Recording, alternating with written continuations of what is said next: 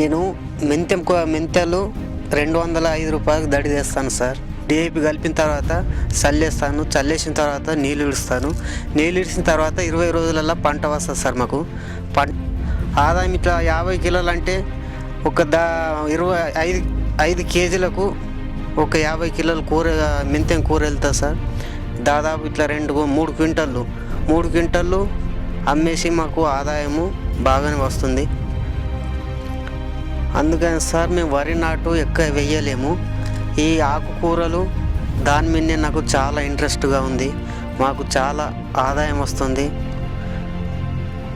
అందుకని ఈ మెంతెం కూర కానీ పాలకూర కానీ ఆకుకూరలు మొత్తానికి పండించి నేను ఆదాయం పొందుతున్నాను.